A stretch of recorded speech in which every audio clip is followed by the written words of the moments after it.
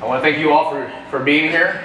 I want to thank Gary for organizing this and the Lone Star Flight Museum for hosting me. Gary, would you raise your hand? So Welcome, everybody.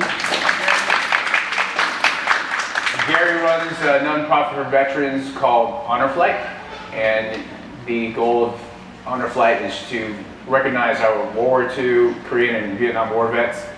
We take them to DC so they can see the war memorials, but also more importantly so that they're not forgotten. Today, I'm going to be reading part of it because a lot of it was written by my dad as a memoir for me.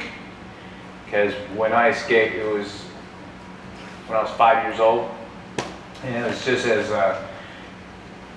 for me, part of it was part of memory. It was a significant day for me because it was a day that we lost everything. It was a day I lost my mom.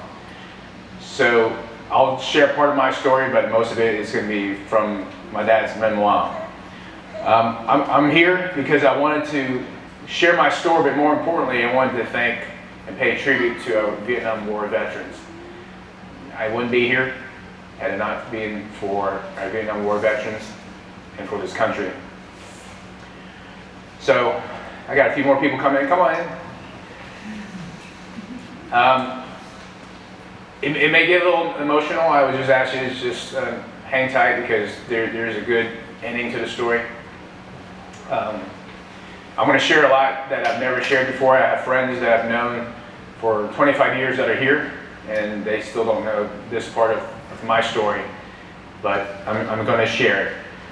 So I just want to start out by saying, have you ever had problems that seem so overwhelming, so intimidating that you never think that you can ever get through it and get past it? I have. And I call those mountains in my life. They're mountains that when you stand at the bottom of the mountain, you look up, you can't imagine, like, how am I ever going to get on top of this mountain? How am I going to get through this?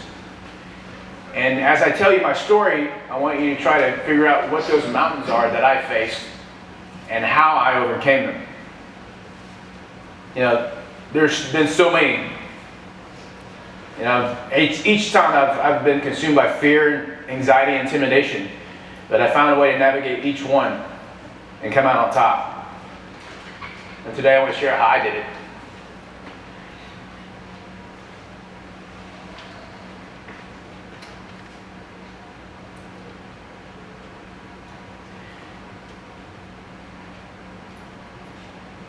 When I stand at the bottom of the mountain and I try to figure out how I can get to it, and I have doubts, a lot of self-doubts, because I'm human. I feel these doubts. I hear this small voice in my head, and it tells me, take that first step, and then take another, and then another. Now there's a story I want to share with you when I was in boot camp as a stupid young private, 19 years old. In my first 12-mile ruck march. So this is something that the Army makes you do. You have to do a 12-mile ruck march. You got to do it in 3 hours. If you don't make it in 3 hours, you're going to have to do it again on that Saturday. So being a young, dumb private that I was, I saved a brand new pair of combat boots to go on the ruck march. And those of you who are laughing, you know how FUBAR that is. And if you don't know what FUBAR means, I'm not going to say it because you have kids in here, so you have to Google that up. It was a very bad mistake. So 2.5 miles into the ruck march, I started developing blisters on my feet. I mean, they're starting getting bigger and bigger and bigger. And by the 4th mile, those blisters burst. And I was walking on, the blisters bust and the skin rubbed off, and I was walking on raw skin. And then these were boots that had little weep holes, you know, for sweat. I had blood coming out of those weep holes. You know, at about 4th mile, I had to sit down on the side of the road. The drill sergeant saw me, came up to me, and said, "What's going on?" So I told him what's going on. My feet, you know, I showed him my feet. He's like, "Ugh." He said, "That looks nasty." And I was like, "I don't know what to do." And he's like, "You want to ride with the medics back?" And I said, "Yes." And he said, "Nope, you're not." back then, when the military was still tough, he looked at me in the eye and he said, "What are you going to do in combat?" Not exactly what I wanted to hear.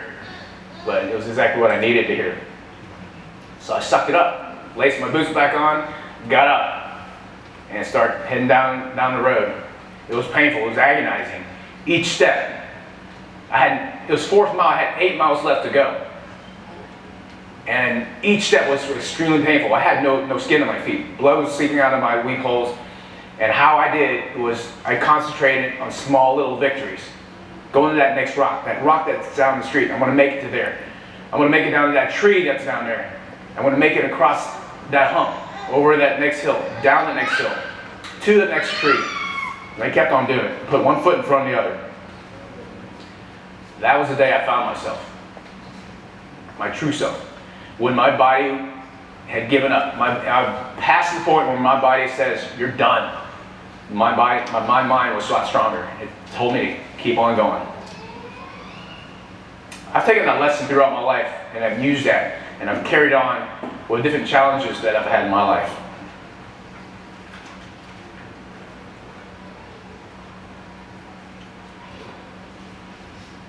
Today I'm here to share my story.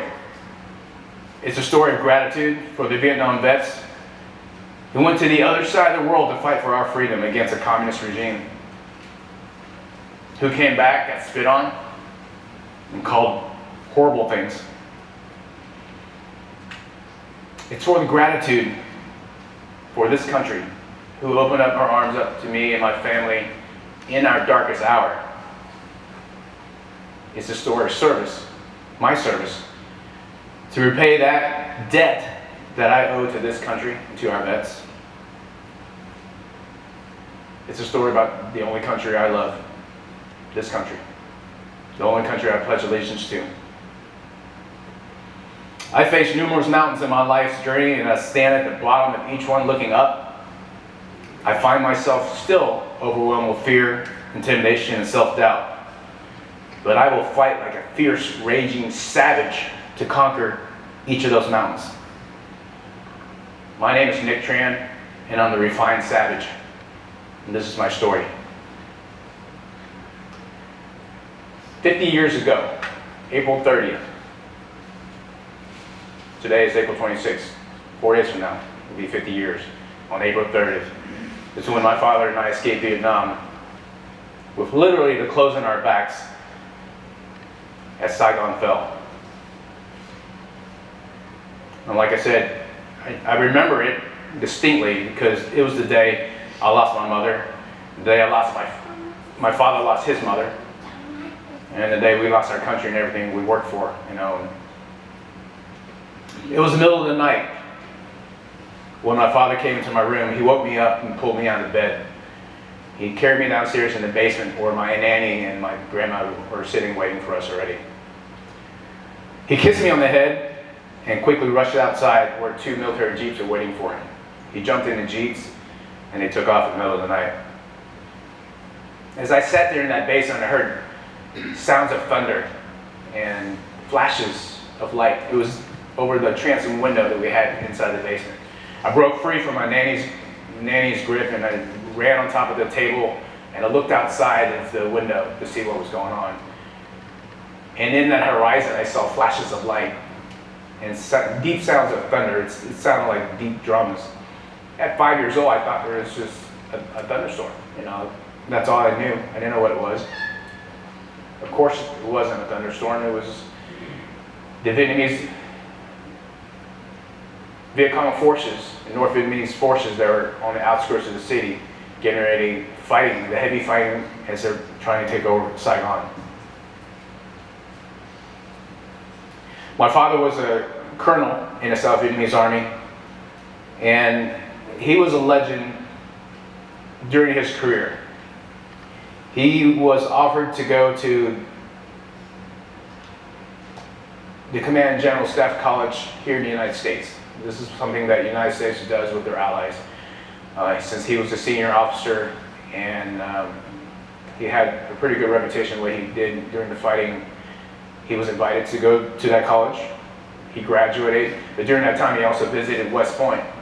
And he took those best practices that he learned from both colleges And when he returned to Vietnam, he was the commandant of the Dalat Military Academy in South Vietnam. It was modeled after the West Point Academy to train officers in the South Vietnamese Army to fight against the North.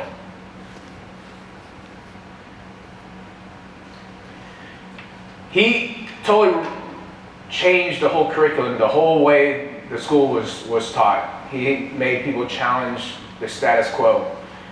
He instilled critical thinking. He felt that if there was a better way to do it, to accomplish the mission, than to do it instead of stick with this is how it's always been done.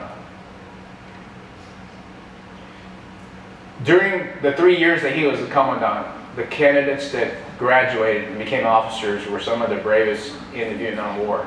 They chose to stand with their men to the very end instead of retreating. Most of them died with their men. They believed in true patriotism and love for their country, which is something he instilled with me, being his son, throughout my life.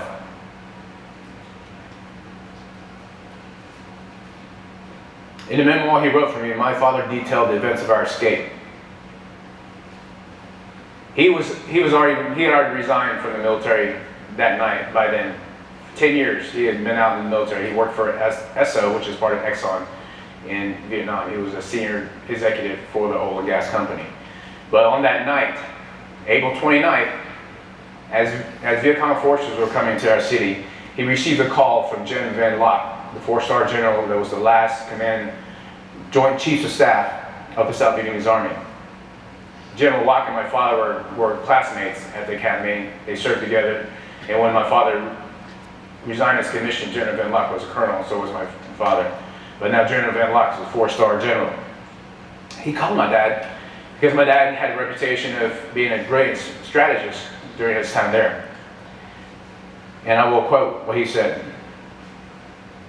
The President and the other command Joint Chiefs of Staff used their privilege and escaped Vietnam on American planes, and those bastards left us here alone.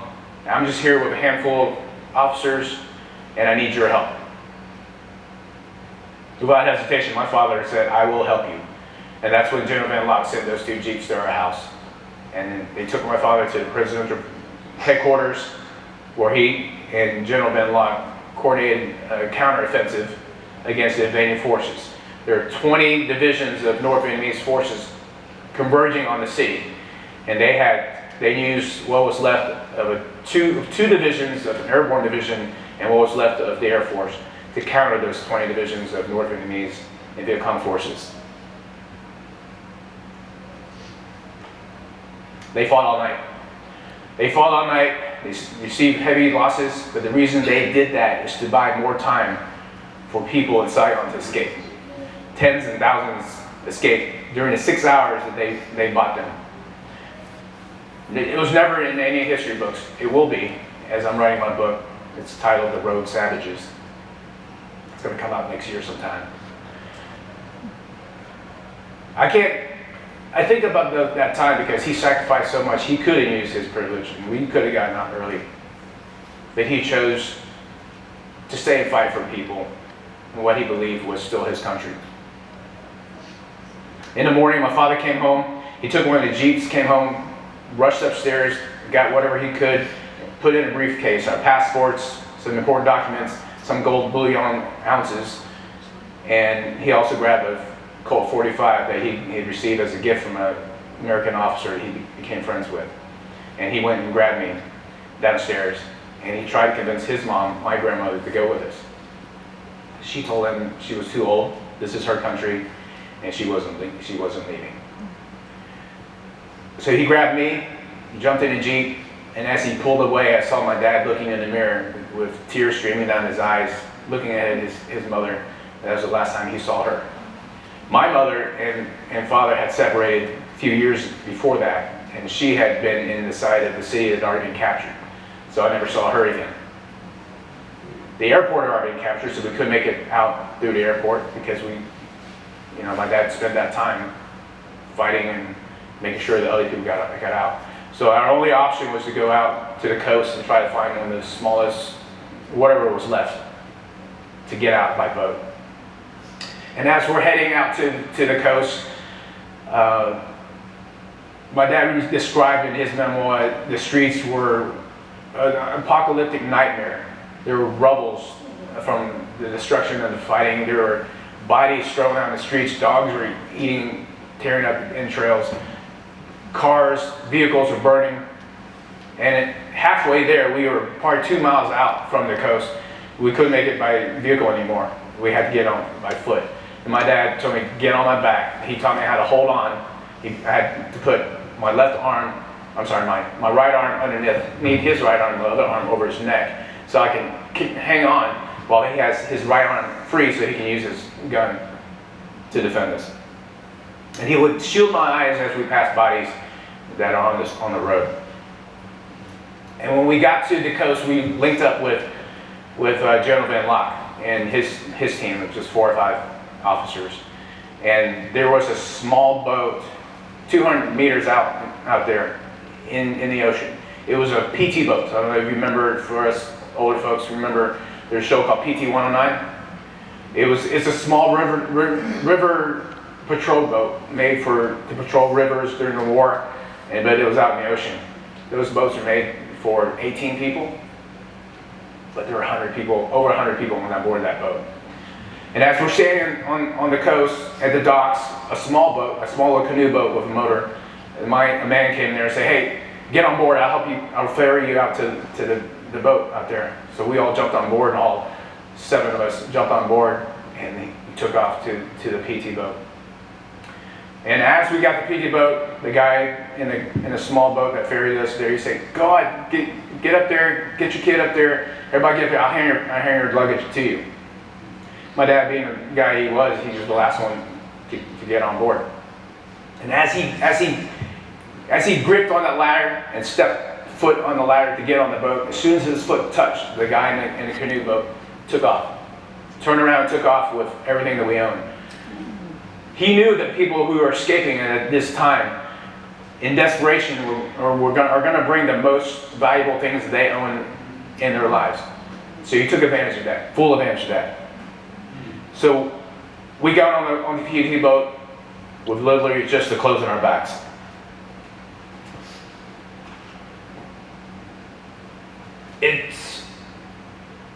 I couldn't imagine what my dad had felt at that time. He was 55 years old, which is what I am today. His son was 5 years old. My daughter's back there, she's 4 years old. My son here is 7. I couldn't imagine the things that he had gone through. He grew up so poor and built a life in Vietnam through hard work. He made himself something, and then in an instant, lost it all. You know, the boat was only made for 18 people, like I said. We didn't have plans. We didn't have enough supplies for over 100-something people. But we had no other choice. We had to head out to the Pacific, the South China Sea, and then eventually to the Pacific to get away.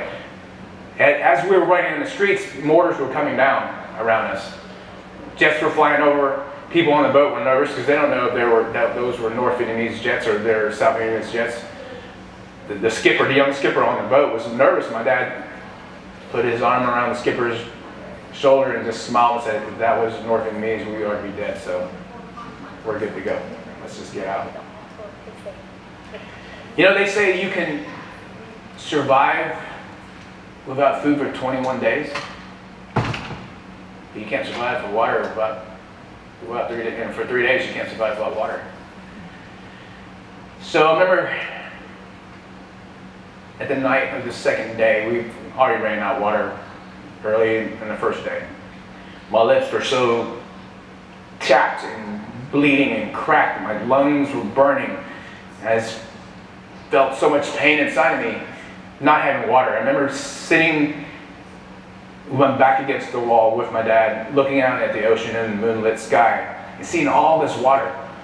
And I begged my dad, "Just give me something to drink. Look at all this water." And he looked at me, and his eyes were red, couldn't cry anymore because he was dehydrated as well. He said, you can't drink that water. And the best he could do was he took his handkerchief and dipped it into the salt water and just dabbed my lips just to give me a little bit of relief. I remember how thirsty I was. Still to this day, I still remember how thirsty I was. On the morning of the third day, people started to die from dehydration. I had to read this part because this is part that was in the memoir. My father detailed his mama on that morning as that situation and our bodies continued to deteriorate. I laid unconscious in his lap. He pulled out his pistol and contemplated putting me out of my misery and ending his own as well. As he sat there overwhelmed by hopelessness, screams from the passengers suddenly caught his attention. A young mother in her early 20s realized that her infant baby had died during the night. Completely consumed with grief, the young woman clutched her baby in her arms and jumped off the boat, taking her own life. Horrified onlookers screamed, too weak themselves to rescue her. My father asked the woman sitting beside us to watch over me while he went out to see what was happening.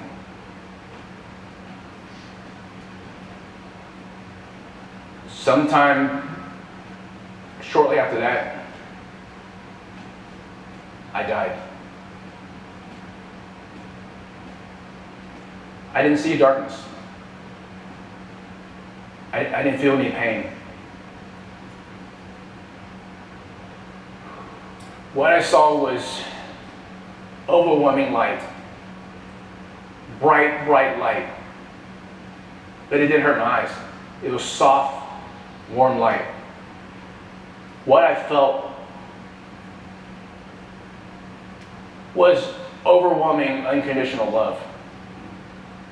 I can only attribute that love to when I saw my son being born. It was unconditional, and I felt it all over. Like a sponge soaking it all in.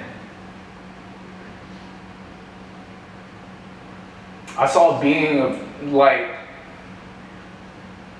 To this day, I think it's a woman, or whatever that being wanted me to see or think it was a woman.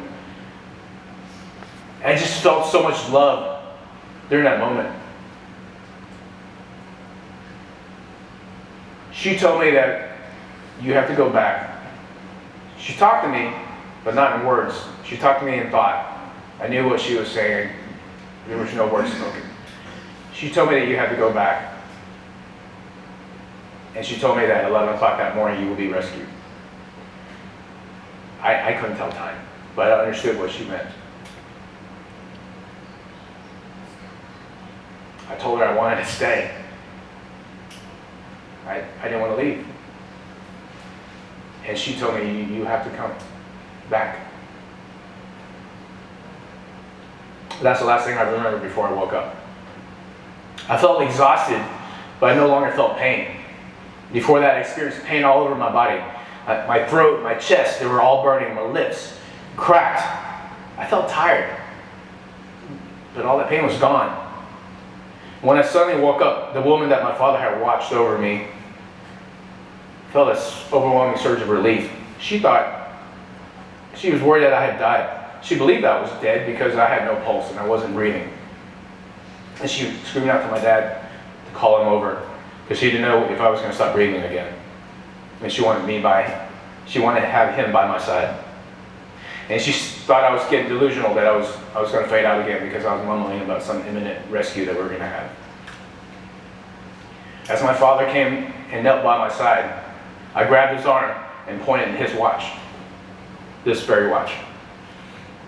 5 years old, I didn't know how to tell time. But I told him, when that small little needle points at 11, and I pointed to 11, and when that long needle points to 12, we will be rescued. My dad was startled. He said, how do you know this? And I told him, a beautiful lady told me. People on the boats heard what I said. Of course, they thought I was delusional, but they had no other choice. It was 9 o'clock that morning, around 9 o'clock that morning.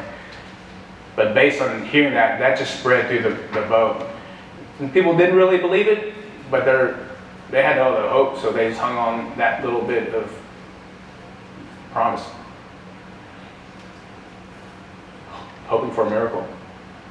Again, that was 9 o'clock in the morning on the third day. Around 10:37, the radio squeaked. And a small voice broke through the silence. PT 608, we received your SOS message. We triangulated your position. A nearby destroyer from the 7th Fleet is on the way to your location. The whole boat sprang up in cheers. At 11 o'clock exactly, the destroyer came and rescued us.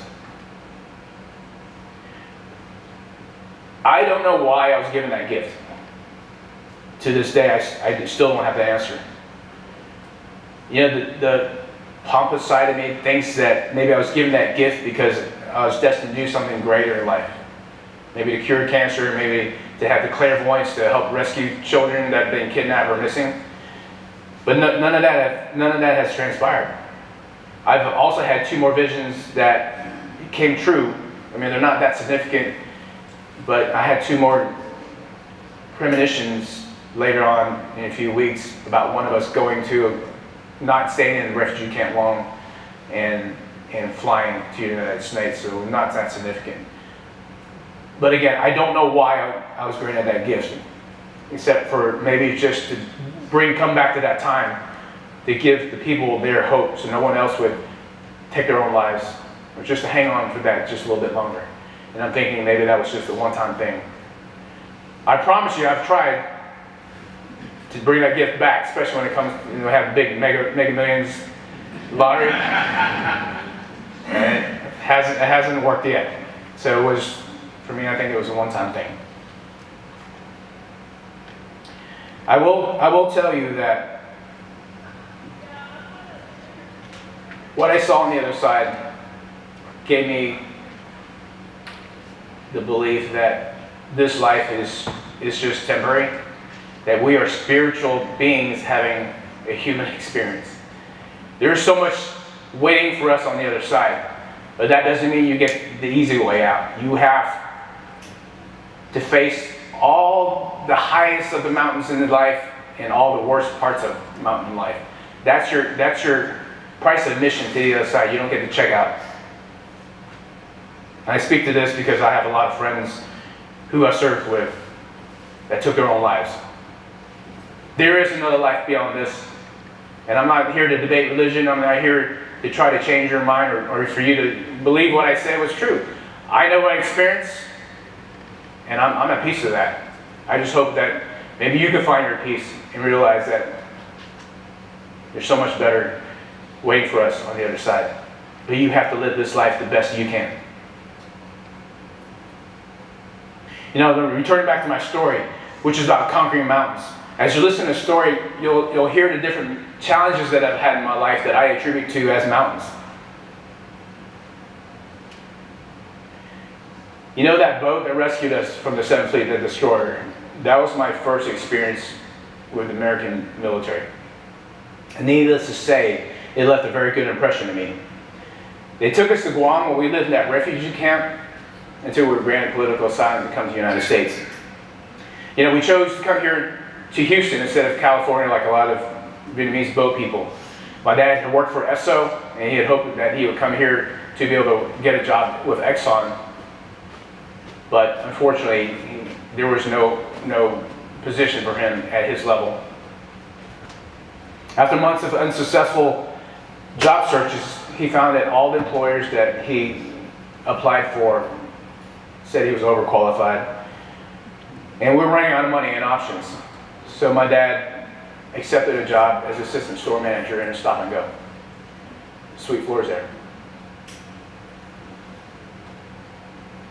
And he took the night shift because it was just me and him. I was 5 years old. He couldn't afford a babysitter, and plus he didn't know anybody in 1975 in Houston that he would trust to babysit me. He would put me to bed at night, and then he'll go to work. I remember as he's preparing for his job at night, he didn't have a lot of money, but he had a nice dress shirt that he would hand wash every night, and he would iron it every night. And as he was ironing, he told me, it's okay for us to be poor, but we don't have to look poor. Present your best self to the world. I've carried that on throughout my life. Yeah, he may not have done that when I was in my teenage years, but I try to do that throughout my life, how I carry myself, and as I raise my son and my daughter up, I want to share those lessons of life to them. Growing up in the South in the 70s wasn't easy. I was the only Vietnamese kid in school, and English wasn't my first language. It was my third language. I spoke Vietnamese and French. Unfortunately, I've lost the ability to speak French because I haven't used it for so long. But now I speak four languages fluently. I speak English in all the veteran dialects. Hoo-yah, hoorah, and hoorah. Another important lesson that my dad taught me is when you go to somebody's house, you respect their rules. You respect their customs. You don't bring your own customs and demand things when you go to people's houses. And that's how we've lived our life here in America. We came here, he wanted me to assimilate as quickly as possible and contribute back to this society. And we spoke English most of the time in our house, so I can learn English quicker. That experience with me getting rescued by an American destroyer, that shaped my path. My dad taught me about doing the right thing, loving your country, and contributing back to society. Vietnam was no longer my country. It's a communist country now. So with those lessons, that experience in my life, I decided I had to pay this country back. And as soon as I was old enough, right after high school as I graduated, I enlisted in the Army to serve, to pay back our country to our veterans for the only country that I love and that I swore allegiance to. My first job in the military was a cannon crew member. And I will tell you, I did not have a very good start in the Army. On the way to boot camp, there were 6 of us. We flew in from Houston to Dallas-Fort Worth Airport. And we had a meal voucher, but we had a 6-hour layover in Dallas Airport. Never been to Dallas Airport. Don't know how big it was. So I waited till the last half hour to finally eat something. I was like, I'm hungry. So I used my voucher to get a piece of cheesecake from the deli. And as I'm sitting there opening up the cheesecake, all the other boys are like, hey, come on, let's go. We're going to be late. I was like, don't worry, I'll catch up to you guys. Eating there, munching my cheesecake. When I was done, I didn't realize how big the airport was. The plane was 2 terminals away. I ran as fast as I could, but alas, I missed my plane to boot camp. I had to take the next flight to boot camp. And of course, when the guys got there, they're looking at the list, it's like Johnson, Smith, Tran. Where's Tran? I don't know, Drill Sergeant. Last time I saw him, he was eating a piece of cheesecake. So I had to take the next flight to boot camp. Took a cab to base. Finally got to the front gate and told them, here's my orders. You got to go down there. So as I went to the base, to the place I was supposed to report to, the whole platoon was already standing out in attention, just stiff, solid, and white. They're all scared. This big drill sergeant, big black drill sergeant, 6'5", looked at me coming out of the cab and like, hey fellas. And the drill sergeant looked at one of the guys like, is that Tran? And they're like, yeah, drill sergeant. So he yells at me, get your ass over here, Private Cheesecake. So throughout boot camp, I was known as Private Cheesecake. I did more push-ups, more flutter kicks, ran more than anybody else ever did in the history of that unit in that boot camp. I didn't work out to this day. I'm still in shape from that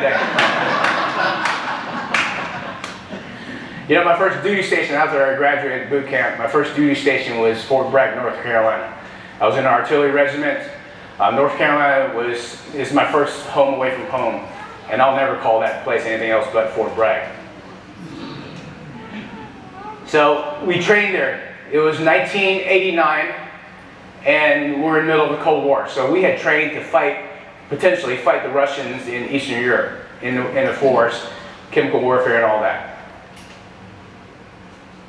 August 2nd, my birthday, 1990, I'm at a bar drinking my first legal drink. I won't disclose if I ever drank before my 21st birthday, but I'm at the bar drinking my first legal drink, and the lights go on. And the DJ says, all soldiers from Fort Bragg, report back to base, your unit's on alert. August 2nd, 1990 was when Saddam invaded Kuwait.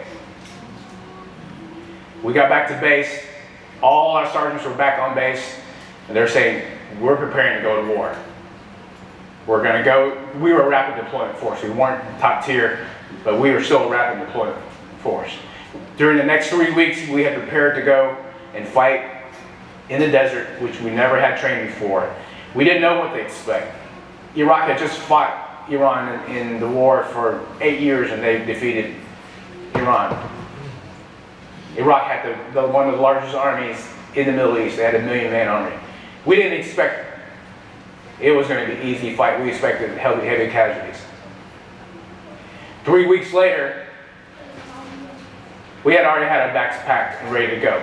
3 weeks later, they shut the lights down in the entire base. There was total blackout. They cut all the phones. This is before cell phones.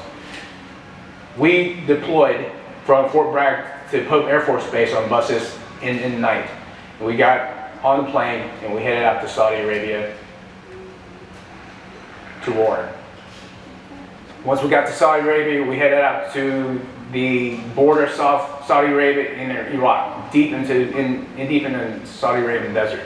There were no FOBs back then. There were no bases. We were in tents with no electricity, no running water. And we were very well trained. You know, as soldiers, Fort Bragg, we were very well trained. Like when we go into position, it's light discipline at night. So we don't use lights just to give our position away. When we move out of position, that we take all our trash so the enemy can't tell how many of us were there. Noise discipline, we were very quiet. And I remember as we pulled into the border in our first position, there was a sand dune. And in the horizon, there were Iraqi positions, lights. We could see Iraqi lights from their vehicles with our night vision goggles. So me and my teammate scaled up on top of the berm to dig in with our machine gun position.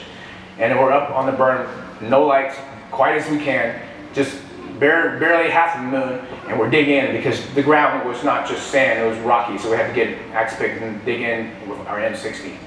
And we're trying to be as quiet as we can. Our units there, other teams were putting out fighting positions, and all of a sudden, over the hill, 3 guys walking up there, flashlights everywhere, shooting in the air. Hello, Americans! It was the French. The French unit was 200 meters from us. They saw us pull in. They came by to say hello. They crest the ridge. What you don't do, you know, the ridge of a mountain, you don't stand on the ridge, you stay below it so your silhouette doesn't, no, they don't care. They're just on the ridge. Lights flaring everywhere, saying hello. We're like, shut up, come down. We became friends with those French guys during the time that we were there. You know, they're lovely people. Had great food. When we first met them, we traded our MREs for their MREs. Their MREs came in a little box that had a tin, that had a heating element, they had crackers, they even had little balls of cognac like you get in a plane. We're like, oh my God. There's like beef bouillon, curry chicken. We're like, my God. Next time we saw them, he's like, oh, let's trade. They're like, no MREs. Our food was crap. Like, yeah, but we became friends. And we deployed to Saigon on September 20th. So from September 20th, we were there all the way until the deadline for Saddam to get out of Kuwait was January 15th. And I remember the night of January 17th. So we were like 12 hours ahead. So it was like around January 16th here in the United States, one day after the deadline of getting out of Kuwait. And of course, Saddam did not. I had just got off guard duty because when we're out in the desert, you know, everybody just sleeps. We had to send out our fighting positions, and we manned fighting positions for an hour, and then we switch off. I had just got off shift like 1 o'clock in the morning, and I hear drumming sound overhead. It was B-52s flying over our head. and they were kicking off the battle, where it became from Desert Shield to Desert Storm. So we all got into our foxholes, and we were starting to hear just thundering sounds in the horizon as those B-52s start dropping bombs down into enemy positions. We had fire mission called up. All the Iraqi vehicles and lights a couple miles away from our position, we had a fire mission to start engaging those targets. And then we started pounding those targets. From January 17th and on, every night we would shoot those targets. You know, I grew up as Catholic, and I served as an altar boy. And taking life, human life, weighed heavily on me. And I was somewhat accepted in war, but the weight still sat on my heart. Of course, I didn't feel this in the heat of battle. And it was pure adrenaline, exhilaration. And the enemy was there to kill us, and we had to defend ourselves. You know, General Patton in World War II said, "You don't win wars by dying for your country. You win wars by making sure the other bastard dies for his." We were artillery. The boys with the big guns, the king of battle. And we were very good at our jobs. You know, but when the battle was over, and I'm laying in my sleeping bag at night, that's when reality sets in. I'm replaying everything in my mind. The dozens of targets that we destroyed. Yeah, though they were the enemy, they were still people. People in those vehicles, in those trenches, in those bunkers, they are people with families, with hopes and dreams that no longer exist because of us. You know, it weighed on me and it darkened my soul. Many nights I find myself praying for forgiveness and crying myself to sleep. Nonetheless, despite that inner battle, when it's time to put rounds on range, on target, I did my mission, day after day. We shot rounds downrange from January 17th every day until February 24th, the day of the ground war. On that early morning of February 24th, as the sun came up, our entire unit gathered around in a circle. And our chaplain was in the center, and we recited the St. Michael's prayer, "Defend us in battle." And we looked each other in the eye without saying a word. We gave each other a quick nod. We mounted our vehicles and prepared for the invasion. It was Sunday, February 24th. You know, as the sun rose, one of my teammates put in a cassette tape of U2's Sunday, Bloody Sunday, and hit play. And as we rolled across, invaded Iraq. We fought for 100 hours straight. We destroyed dozens of enemy targets, capturing the Al Saman district on our way to Kuwait City. So we went from the west flank of Iraq. We fought 210 miles all the way to Kuwait City. We didn't sleep for 4 days, constantly moving, shooting. We were running on pure adrenaline without sleep, just pure adrenaline, just pure muscle memory from our training. It started to rain and making everything sludgy and even harder. But we continued to press on. Tens and thousands of Iraqi soldiers surrendered on the highway. And our mission wasn't to capture them. We just told them, just keep on going, because we had collection points. The other units were there to collect them and hold them. Our mission was to push forward and fight. You know, remember, as we're heading to Kuwait City, the horizon was black. So all the oil fields, they had lit up. It looked like the apocalypse. And as we got closer, all that oil that had been burning and the clouds we started feeling the mist from the oil covering us with black oil. And after Kuwait City was liberated, our unit moved in. And what I saw there still haunts me to this day. The Republican Guards had pillaged what was once a beautiful, vibrant city. The destruction that they left was undescribable. The Kuwaiti people who saw us were cheering, but they were bringing us into their homes and described some of the horrors that they had faced, where the Iraqi soldiers had gone into families' homes, raped the mothers and daughters in front of their family, in front of their sons and fathers, and then killed the entire families. I remember seeing the blood stains in some of the homes from those atrocities. And after that, I stopped crying at night. I stopped praying for forgiveness. The Iraqi army escaped out of the city as we liberated the city on a highway. It's a 50-mile stretch of highway back to Baghdad, later known as the Highway of Death.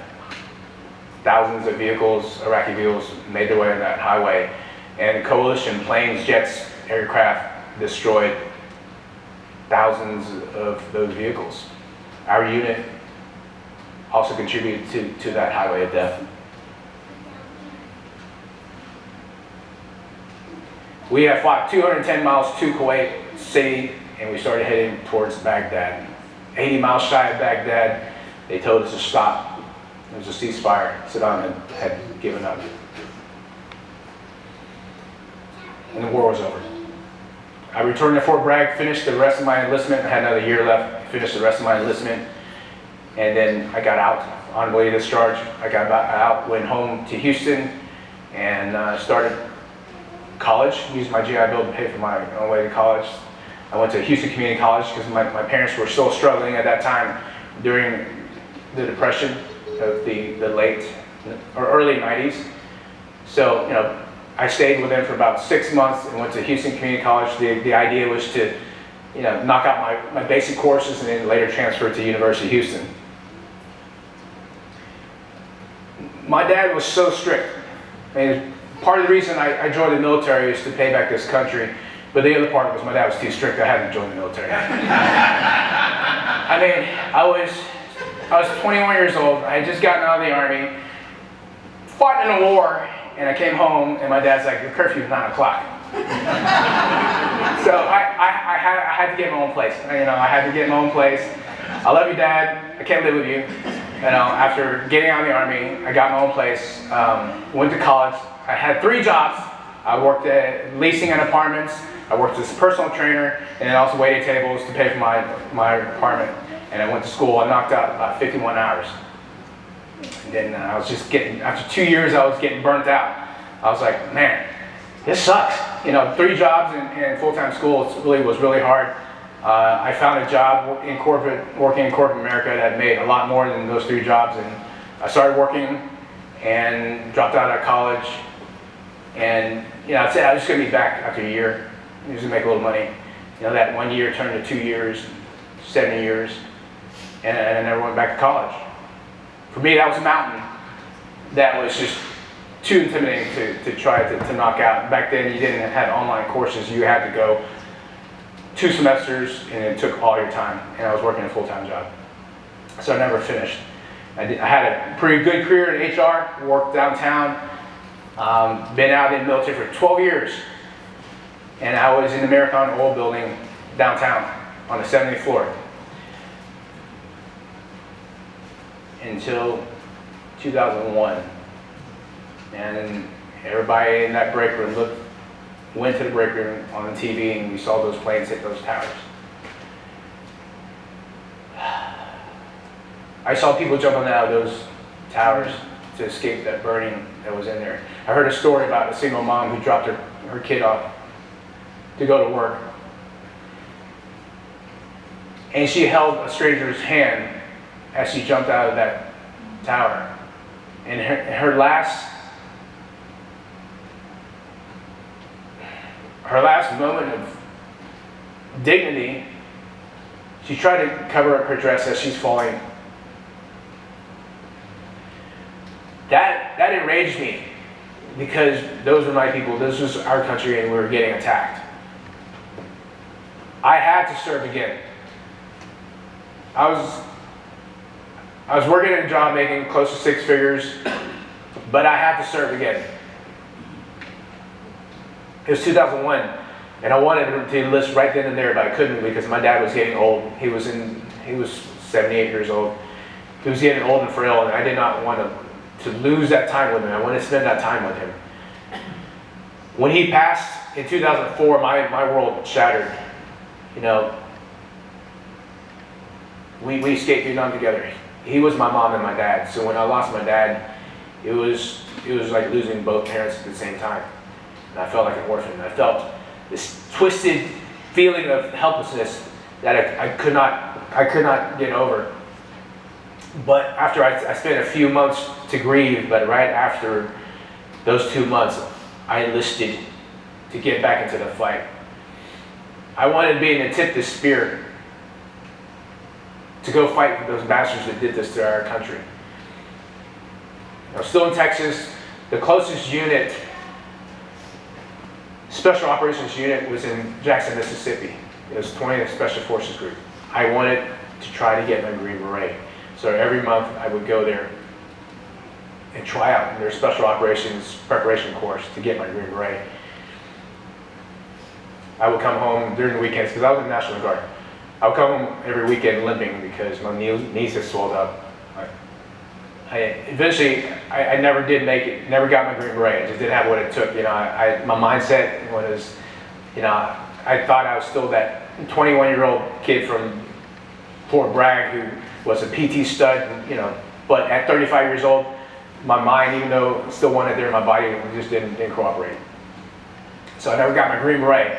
But they saw how motivated I was, and they wanted to keep me in the unit, so I was in support company with 20th Special Forces Group. And when there was an opportunity to go to Afghanistan, I volunteered. I was like, I want to go.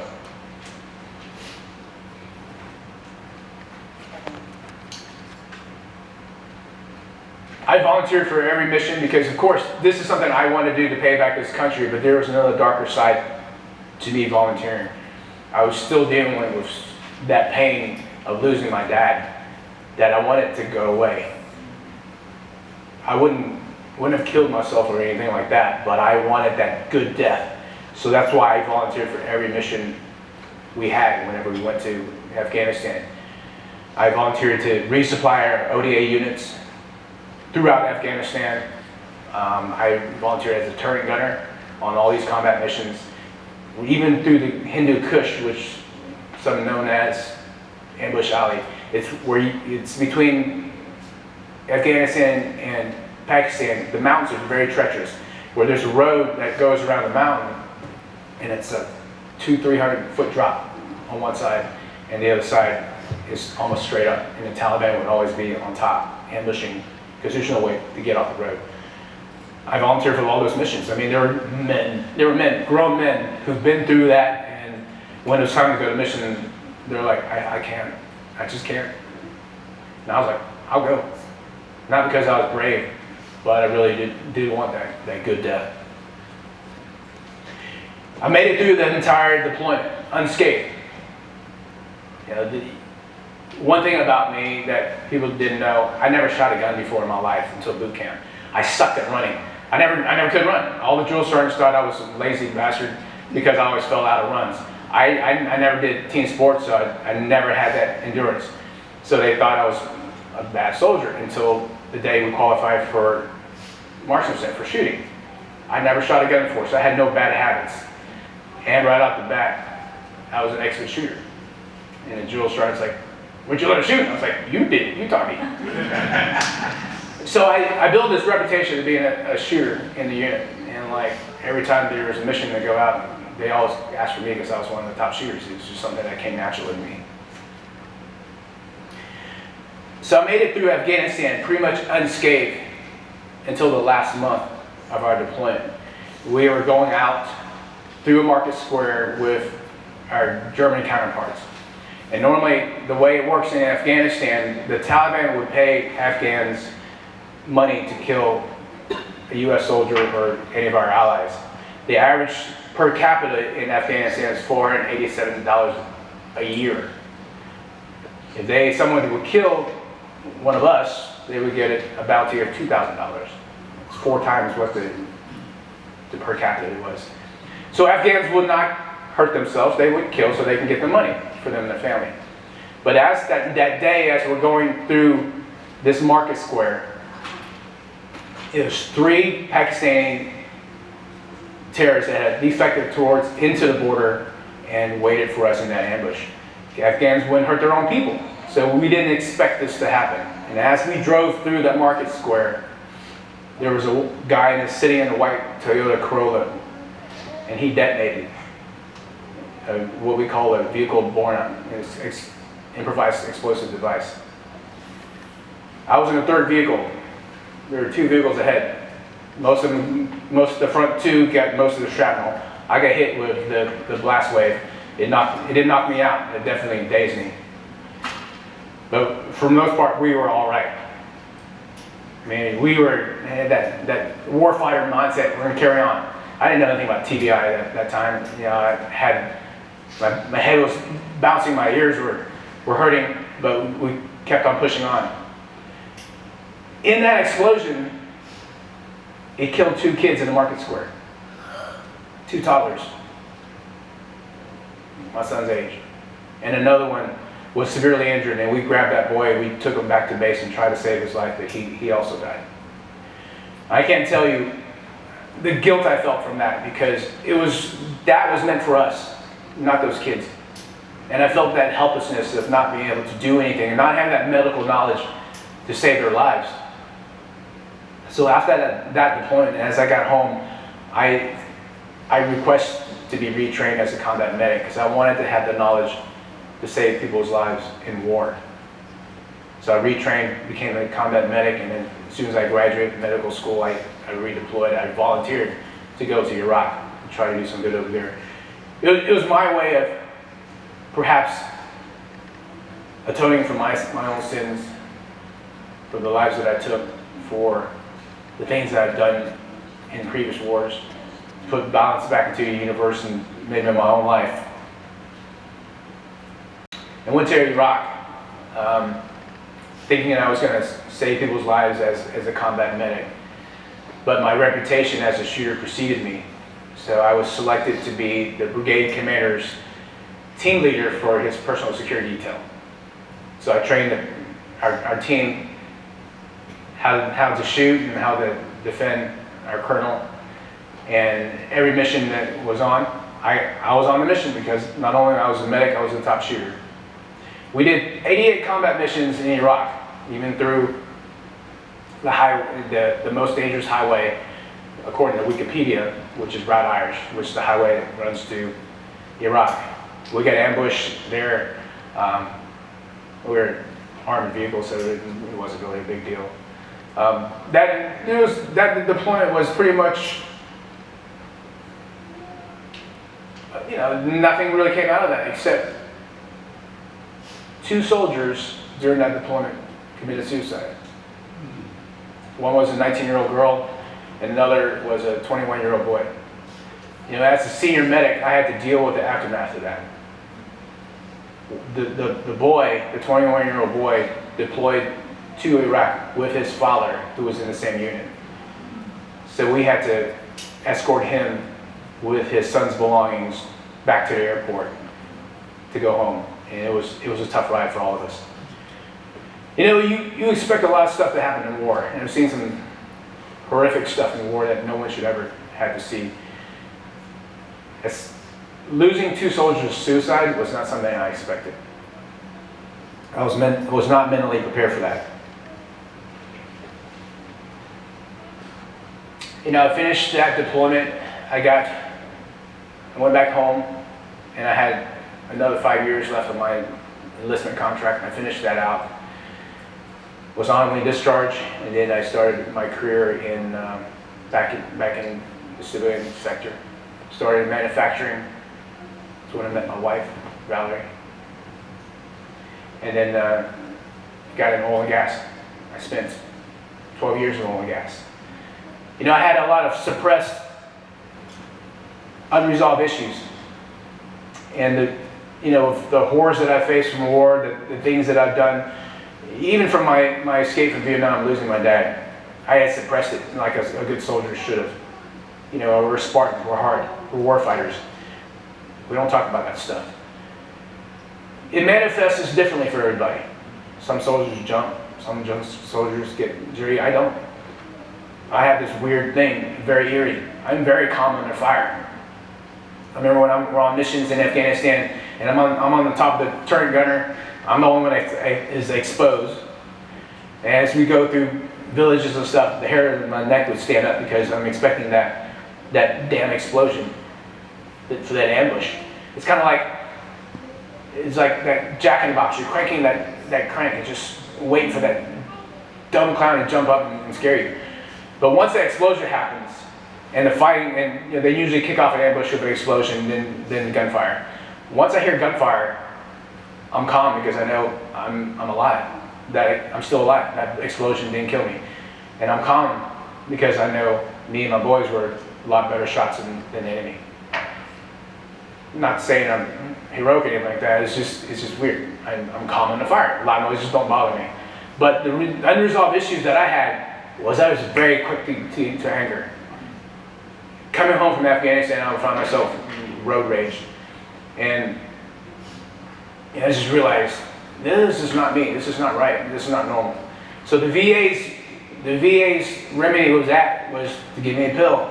And if that didn't work, we're going to up your pill dosage. If that didn't work, we're going to try a new one. And the other thing is you're going to sit in a circle talking about your feelings with people that you don't know. None of that worked for me. I felt like a zombie. I felt medicated, like it's just medicated to oblivion. I didn't like that. I don't like talking about my feelings. I still don't. I found a different way of healing. In my job doing oil and gas, I was tasked to build a program to hire vets for oil field services. You know, working out a veteran, hard work, being deployed in harsh conditions, were just perfect for oil field work.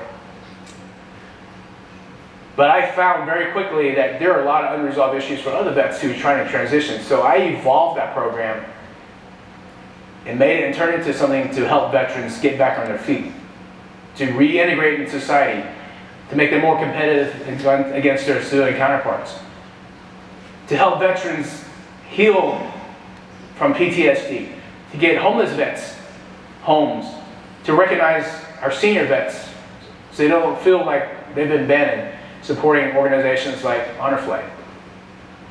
Through the 10 years that I did that, I found my personal healing by helping the people that I love the most, which are veterans who serve our country.